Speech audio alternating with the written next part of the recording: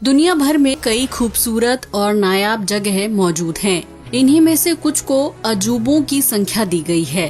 दुनिया में 7 अजूबे हैं जो अपने विशिष्ट कारीगरी और सुंदरता के लिए प्रसिद्ध हैं। इनमें से एक है ताजमहल, जो भारत के आगरा में है।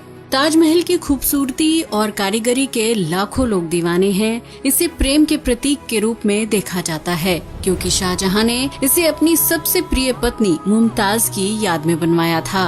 लेकिन जैसा कि हम सब जानते हैं कि अजूबे भरी इस इमारत में कई रहस्य भी दफन हैं, जो आज तक नहीं सुलझ पाए। यहाँ तक कि सरकार भी इन रहस्यों से पर्दा नहीं उठाना चाहती। इसी प्रकार ताजमहल का भी एक अनसुलझा और खतरनाक रहस्य है, जिसके बारे में शायद ही आप जानते होंगे। तो आइए जानते हैं ताजमहल के उस तहखाने का राज, जो सालों से ताजमहल के नीचे दफन है। इस राज को सुलझाने की कई लोगों ने कोशिश की, लेकिन आज तक किसी को इस काम में सफलता नहीं मिल पाई। हेलो फ्रेंड्स, मैं हूँ श्वेता सिंह। यूनिवर्सल फैक्ट्स की दुनिया में आपका स्वागत है। ताजमहल का रहस्यमय तहखाना। ताजमहल के निर्माण को कुशल कारीगरी का सबसे बड़ा नमूना माना जाता है। कुछ शोधकर्ताओं का मानना है कि ताजमहल के नीचे कई कमरे और तहखाने मौजूद हैं।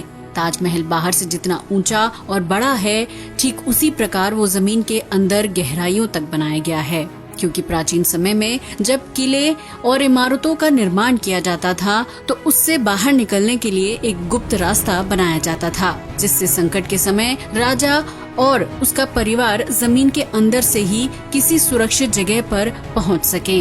ताजमहल में भी इसी प्रकार का रास्ता है, जिसे बंद कर दिया गया है। बताया जाता है कि इसी रास्ते के आसपास ताजमहल का रहस्यमयी तहखाना भी मौजूद है, जिसे शाहजहां के शासनकाल के दौरान ही हमेशा के लिए बंद करवा दिया गया था। इस तथ्य पर इसलिए यकीन किया जाता है क्योंकि तहखाने और वहां के रास्तों को बंद करने के लिए जिन ईंटों का इस्तेमाल किया गया था, उनका निर्माण ताजमहल के बाद हुआ था। तहखाने में बंद है कीमती आभूषण।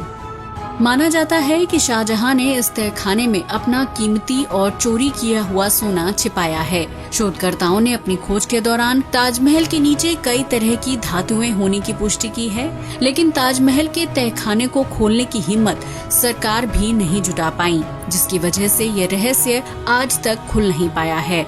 कहा जाता है कि शाहजहां ने हिंदू राजाओं से उनके कीमती आभूषण हड़प लिए थे, जिसके बाद शाहजहां ने इस चोरी की संपत्ति को तहखाने में छिपाकर उसे बंद करवा दिया। सदियों पहले ताजमहल था हिंदू मंदिर। कहा जाता है कि सदियों पहले स्थित तेजो महल ही वर्तमान का ताजमहल है, जिसे शाहजहां ने रूप और आकृति से इस्लामिक बना दिया था। स्थानीय लोगों का मानना है कि सदियों पहले ताजमहल के स्थान पर हिंदू मंदिर था, जिसका नाम तेजो महल था, जो भगवान शिव का बड़ा और भव्य मंदिर था, जिसे बाद में ताजमहल का रूप दे दिया गया। शाहजहां ने मंदिर पर अपना अधिकार स्थापित करके उसे इस्लामिक इमारत ताजमहल का रूप दे दिया। इसलिए ताजमहल के नाम के पीछे महल शब्द का प्रयोग किया गया था, वरना किसी मकबरे या कब्रगाह के नाम के पीछे महल शब्द का इस्तेमाल नहीं किया जाता, क्योंकि महल मुस्लिम या उर्दू शब्द नहीं है।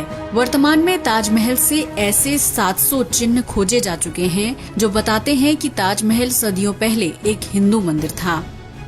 तहखाने में दफन दस्तावेज। पुरातत्वविदों का ये भी मानना है कि इस तहखाने में मुगल काल से जुड़े कुछ अहम दस्तावेज भी हो सकते हैं, जो हमारे मौजूदा इतिहास को बदलने की क्षमता रखते हैं। इस तहखाने को कई बार खोलने की कोशिश की जा चुकी है, लेकिन अभी तक किसी को सफलता नहीं मिली। माना जाता है कि दिल्ली के रहने वाले एक व्यक्ति ने साल 1934 में ताजमहल के तहखाने की दीवार पर छेद करके अंदर देखने की कोशिश की थी। उस आदमी ने छेद के जरिए देखा कि तहखाने के अंदर बहुत बड़ा हॉल है, जिसमें हिंदू देवी देवताओं और भगवान शिव की मूर्तियां हैं। बताया जाता है कि उस तहखाने में रोशनदानी बनी हुई थी, जो आमतौर पर हिंदू मंदिरों में होती है। इन रोशनदानों को संगमरमर के पत्थर से ढका गया था। मार्बल का फर्श। कुछ लोगों का सिद्धांत है कि ताजमहल के तहखाने का फर्श मार्बल का बना हुआ है, जिसकी वजह से उसे बंद किया गया है। अगर तहखाने में कार्बन डाइऑक्साइड की मात्रा बढ़ जाएगी, तो वो कैल्शियम कार्बोनेट का रूप ले लेगी, जिसकी वजह से तहखाने में मौजूद मार्बल का फर्श पाउडर में तब्दील हो जाएगा। कार्बन डाइऑक्साइड से तहखाने और ताजमहल की दीवारों को भी नुकसान पहुंच सकता है। इसलिए ताजमहल की दीवारों को नुकसान से बचाने और उनकी खूबसूरती को बरकरार रखने के लिए तहखाने को हमेशा के लिए बंद कर दिया गया था। इस तहखाने में जाने की अनुमति किसी को भी नहीं दी गई। तहखाने में दफन है मुमताज का शव। कई इतिहासकारों का मत है कि तहखाने में मुमताज का शव दफन किया गया है, इसलिए उसे हमेशा बंद रखा जाता है। माना जाता है कि तहखाने में मुमताज के शरीर को ठीक उसी मुद्रा में दफन किया गया है जैसे वो मरने से पहले थीं। कहा जाता है कि मुमताज के शरीर को तहखाने में यूनानी तकनीक के अनुसार दफन किया गया था। दरअसल इस्लाम धर्म में किसी व्यक्ति के मरने के बाद उसके शरीर को यूनानी तकनीक का इस्तेमाल करके दफन किया जाता है, क्योंकि इस्लाम धर्म में मान्यता है कि जब किसी व्यक्ति की मौत हो जाती है तो उसके शरीर को काटना, जलाना या फिर किसी प्रकार की क्षति पहुंचाना धर्म के खिलाफ है। कई मामलों में मृतक इंसान के शव को दफनाने के अलावा किसी अन्य प्रकार की प्रक्रिया पूरी तरह से प्रतिबद्ध होती है।